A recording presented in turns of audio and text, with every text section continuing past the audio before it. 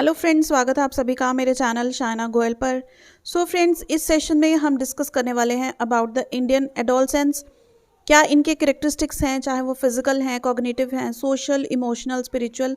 तो ये सारे कैरेक्टरिस्टिक्स एक ही सेशन में हम आज डिस्कस करने वाले हैं फ्रेंड्स। सो वीडियो को कंप्लीट देखिएगा, और अगर आपने मेरी प्रीवियस वीडियोस मिस की हैं तो वो डेफिनेटली चेकआउट कीजिए, क्योंकि डिटेल में मैंने हर चीज़ को आपको एक्सप्लेन किया है और आप अपनी वर्डिंग में पेपर में बहुत अच्छे से लिख कर आ सकते हैं। तो सभी जो वीडियोस हैं वो मैंने एक फोल्डर में डाल दिया है, चैनल की प्लेलिस्ट में आपको वो मिल जाएगा, साइकोलॉजिकल पर्सपेक्टिव इन एजुकेशन के नाम से, या फिर इसी वीडियो के डिस्क्रिप्शन में भी मैं उनके लिंक्स डाल दूंगी, तो आप यहाँ से भी चेक कर सकते हैं। So now let's begin.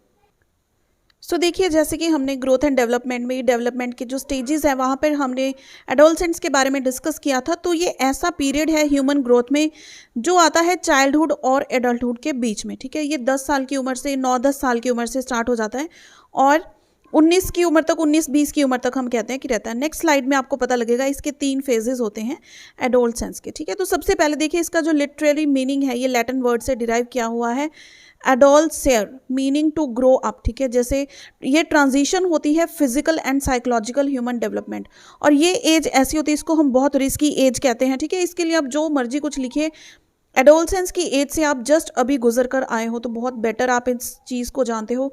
Teenage as इसमें आती है, ट्वींस एज इसमें आती है। ठीक है, तो स्टैनले हॉल ने एडोलसेंस के बारे में बहुत अच्छी बात कही हुई है कि ये एक ऐसी एज है, a period of great stress and strain, storm and strife. ठीक है, हमारे दिमाग में हमेशा हलचल मची रहती है, बहुत जल्दी स्ट्रेस आउट हो जाते हैं, एग्रेसिव हो जाते हैं किसी भी चीज़ों को लेकर। क्लियर? तो ये लिटरेरी मीनिंग आप इसका देख सकते हैं। अब नेक्स्ट देखिए, इसमें है 3 मेन स्टेजेस ऑफ एडोलसेंस। तो ये तीनों की तीनों क्या हैं? सबसे पहली है हमारे पास 9 से 13 साल तक, जिसको हम बोलते हैं अर्ली एडोलसेंस एज।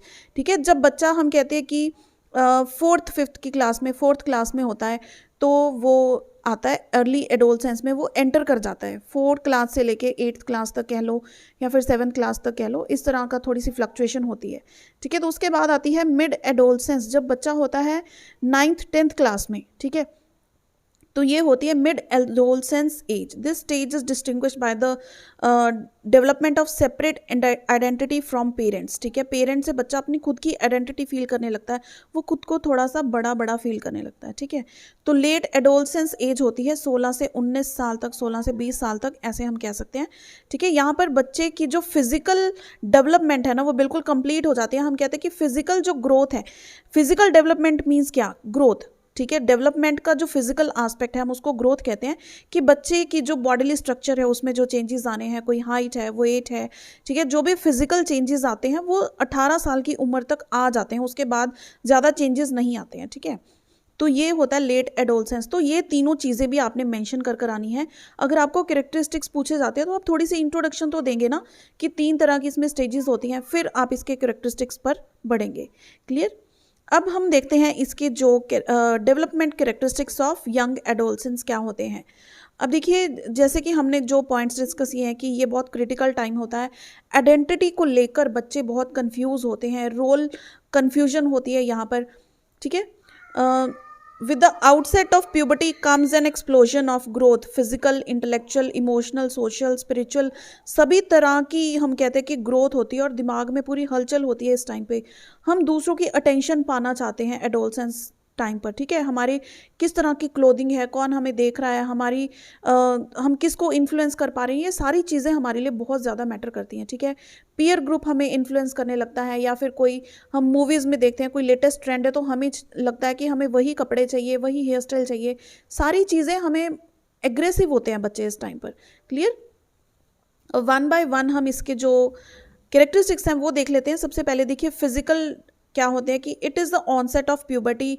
ठीक है, development of secondary sex characteristics आते हैं, ग्रो रैपिडली। ठीक है, रैपिडली ग्रोथ होती है, यहाँ पर हम कहते हैं एकदम से बच्चे की जो आवाज़ है, वोकल कॉर्ड में फ़र्क पड़ जाता है, भारी भारी सी आवाज़ हो जाती है। ठीक है, फिजिकल कैरेक्टरिस्टिक्स होती हैं, बच्चे की हाइट निकल कर आती है, सेल्फ कॉन्शियस हो जाते हैं बॉडी इमेज को लेकर कि हम मोटे हैं, पतले हैं, ठीक है, हमारे बारे में दूसरा क्या सोच रहा है, इस तरह की चीज़ों के बारे में बच्चे बहुत कॉन्शियस हो जाते हैं। और यहाँ पर हम कहते हैं कि बच्चे की जो फिजिकल एक्टिविटीज़ है ना, वो काफ़ी होनी चाहिए ताकि उसकी बॉडीली जो ग्रोथ है वो स्ट्रांगली हो पाए। ठीक है, स्ट्रॉन्ग बॉडीली स्ट्रक्चर उनको मिल पाए। नेक्स्ट देखिए, इसमें है कॉग्निटिव या इंटेलेक्चुअल, हम कह सकते हैं। कॉग्निटिव किसके साथ रिलेटेड है? हमारे माइंड के साथ रिलेटेड है, ठीक है। इंटेलेक्चुअल हो गया, कॉग्निटिव वर्ड हो गया, या फिर मेंटल डेवलपमेंट, ये तीनों एक ही चीज़ को दर्शाते हैं। अब कॉग्निटिव में देखिए क्या होता है कि यहाँ पर बच्चों की जो एब्स्ट्रैक्ट थिंकिंग है वहाँ पर पहुँच जाते हैं। कॉग्निटिव डेवलपमेंट में बच्चे इंटेलिजेंट हो जाते हैं, वो इमेजिनेशन उनकी स्टार्ट हो जाती है, वाइडली चीज़ों को देख पाते हैं, ठीक है। उनकी पर्सनल फिलॉसफी स्टार्ट हो जाती है कि ये चीज़ें ऐसी होनी चाहिए, ये ऐसी होनी चाहिए, यानी कि वो खुद की फिलॉसफी, हम कहते हैं ना कि तो अपनी फिलॉसफी मत झाड़ यहाँ पर आकर। तो वो टाइम ये है यंग एडोलसेंस का, जब बच्चे खुद की फिलॉसफी झाड़ने लगते हैं। हम कहते हैं कि उनकी खुद की थिंकिंग डेवलप होती है, क्रिटिकल थिंकिंग स्किल्स बच्चों के डेवलप होते हैं, ठीक है।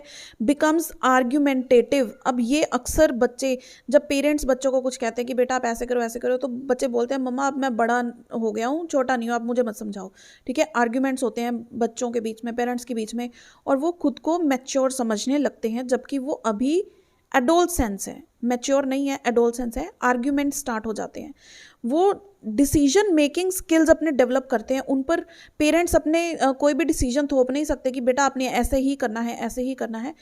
आज के टाइम में बच्चे डिसीजन मेकिंग खुद की करते हैं, उनकी खुद की चॉइसेस होती हैं, ठीक है। तो ये हो गया हमारा कॉग्निटिव इंटेलेक्चुअल डेवलपमेंट। इसमें आप कुछ अपने पॉइंट्स भी ऐड कर सकते हैं जो आपके माइंड में हो, तो मुझे कमेंट भी कर सकते हैं। आपकी कॉग्निटिव में ये पॉइंट्स हम एक्स्ट्रा और ऐड कर सकते हैं, ठीक है। नेक्स्ट है हमारे पास इमोशनल डेवलपमेंट। अब देखिए, जब एडोलसेंस की एज है तो यहाँ पर हर जो चीज़ है ना पूरी पीक लेवल पर होती है। मॉरल भी हम कहते हैं कि पूरी पीक लेवल पर है, सोशल है, इमोशनल है, कॉग्निटिव है, सब चीज़ें पूरे पीक लेवल पर होती हैं। तो इमोशनल डेवलपमेंट भी यहाँ पर होती है। बच्चे यहाँ पर क्या होते हैं, सेंसिटिव होते हैं। किसी ने कोई ज़रा सी बात कह दी तो मुंह फुलाकर बैठ जाएंगे। Sensitive and are prone to outburst, ठीक है, आउटबर्स्ट। देन हम क्या क्या कहते हैं कि उनको बहुत इजीली मैनिपुलेट किया जा सकता है, बहुत जल्दी किसी की भी बातों में आ सकते हैं। तो जो चीज़ बच्चों को अपने फेवर में लगेगी ना, उसकी बातों में वो आ जाएंगे। कोई बोल देगा कि तुम बहुत अच्छे लग रहे हो, या फिर तुम आज स्लिम लग रहे हो, तो वो बस उनसे इन्फ्लुएंस हो जाता है कि ये बंदा बस ये तो मेरा भला ही चाहता है, ठीक है, चाहे वो उसको चालाकी से उसको कुछ ना कुछ बोल रहा हो, ठीक है। बच्चे के अंदर सेल्फ रिस्पेक्ट की भावना आती है, सेल्फ कॉन्शियसनेस होती है, सीक अटेंशन होती है, उनको अटेंशन चाहिए हर किसी की, लव एंड अफेक्शन चाहते हैं, इमोशन ऑफ एंगर आ जाता है, ठीक है। ये सारे पॉइंट्स जो मैं आपको बोल रही हूँ आप नोट डाउन भी कर सकते हैं, ठीक है। Affection, love, anger, worry, Joy, pleasure, ये सारे क्या होते हैं, इमोशनल के अंदर आते हैं, ठीक है। तो यहाँ पर ये सारे पॉइंट्स मेंशन नहीं किया, लेकिन आप ज़रूर नोट डाउन कर लीजिएगा, ठीक है। Then a desire to become independent. तो जैसे कि कॉग्निटिव में हमने देखा था, बच्चे सेल्फ डिसीजन मेकिंग स्टार्ट करते हैं, तो यहाँ पर इमोशनल में उनके अंदर एक इमोशन होता है कि मुझे अब इंडिपेंडेंट होना है, ठीक है। Independent for taking my own decisions, for doing my own work, या फिर so and so. Over react करते हैं किसी भी चीज़ पर, या फिर एम्बेरसमेंट पर, रिजेक्शन पर। क्लियर हो गई ये सारी चीज़ें। देन एक्सपीरियंस इंक्रीजिंग, उनके अंदर जो सेक्शुअल फीलिंग्स हैं वो डेवलप होती हैं। तो ये सारे हैं इमोशनल कैरेक्टरिस्टिक्स। नेक्स्ट देखिए हमारे पास है सोशल। इसको देखिए इंटरपर्सनल भी कहते हैं। इंटरपर्सनल यानी कि अपने पीयर्स के साथ, जो आपकी सोसाइटी है, कम्युनिटी है, उसके साथ, ठीक है। तो सोशल इंटरपर्सनल कैरेक्टरिस्टिक्स ये क्या होती हैं, यहाँ पर बच्चों पे इन्फ्लुएंस होता है अपने फ्रेंड्स का, पीयर ग्रुप्स। हम कहते हैं कि हमारी दोस्ती ये सदा सदा चलती रहेगी, है ना। चाहे वो आप ग्रेजुएशन में आकर ही भूल जाओ कि तू भाड़ में जा, मैं तो भूल गया तेरे को, लेकिन उस टाइम पर, एडोलसेंस के टाइम पर पूरी ऐसे होता है कि हमारी पक्की यारी है ना। तो यहाँ पर बच्चे जो हैं सोशल कॉन्शियसनेस होती है, उनको अप्रेज चाहिए। सोसाइटी में उनको ऐसे होता है कि हमें ये ग्रुप ज्वाइन करना है, हम उसके काबिल बन जाएं, एंड सो, ठीक है। Seek deeper friendship based on shared interest, loyalty. अब देखिए जो ग्रुप्स होते हैं ना, बच्चा किसी ग्रुप को ज्वाइन करना चाहता है तो उस तरह की नेचर वो खुद की बनाना चाहेगा, ड्रेसअप सेंस, या फिर जो भी ग्रुप के मेंबर्स शेयर करते हैं कॉमन एट्रीब्यूट्स, वो उस तरह बनना चाहेगा ताकि वो उस ग्रुप का पार्ट बन पाए। क्लियर हो गया। ग्रुप लॉयल्टी होता है, इसमें सोशल सर्विस होता है, बच्चे बहुत हेल्पफुल हो जाते हैं अपने फ्रेंड्स को लेकर, या फिर सो एंड सो, ठीक है। नेक्स्ट हमारे पास है मॉरल डेवलपमेंट कैरेक्टरिस्टिक्स। तो मॉरल में क्या होगा, यहाँ पर tend to be legalistic, focusing on rules and fairness. बच्चे बहुत जल्दी ओल्ड बिलीव्स को ना वायलेट कर देते कि ये सब पुरानी बातें हैं, हमें मत सिखाओ, ठीक है। यहाँ पर बच्चे जो राइट एंड रॉन्ग है उसको किस तरह से डिटरमाइन करते हैं, बाय रिवॉर्ड्स एंड पनिशमेंट्स, ठीक है। तो यहाँ पे आप देख सकते हैं, refrain moral believes of parents but begin to test rules of childhood. जो पेरेंट्स कहते हैं उसको बोलते हैं कि आपको नहीं पता, ये हम जो लाइफ में एक्सपीरियंसेस लेते हैं बच्चे उसी को देखकर सीखते हैं और उसी को सच मानते हैं, यही उनकी मॉरल डेवलपमेंट होती है, ठीक है।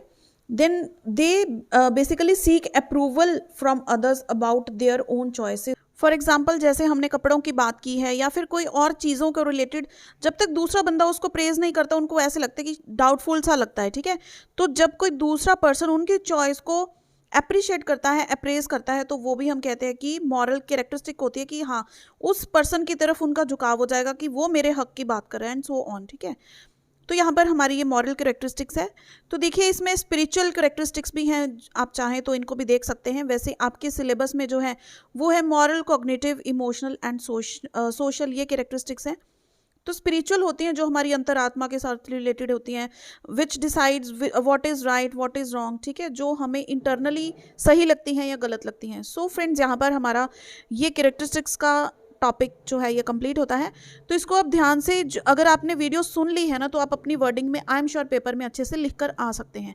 देखिए कुछ वर्ड्स होते हैं जो डेफिनेटली आपको पेपर में मेंशन करने चाहिए, और किस तरह से आपको पेपर प्रेजेंट करना है, कौन सी चीज़ हाईलाइट करनी है, आंसर को स्टार्ट किस तरह से करना है और एंड किस तरह से करना है, ये बीएड में बहुत इंपॉर्टेंट होता है। तो इसका लिंक आपको इसी वीडियो के डिस्क्रिप्शन में मिल जाएगा, वो आप ज़रूर वीडियो चेक कीजिए, उससे आपके जो मार्क्स हैं वो बहुत अच्छे आएंगे डेफिनेटली। सो फ्रेंड्स, वीडियो को एक थम्स अप ज़रूर दिखाइए अगर आपको हेल्पफुल लगी, और मिलते हैं अगले सेशन में। Till then keep watching friends.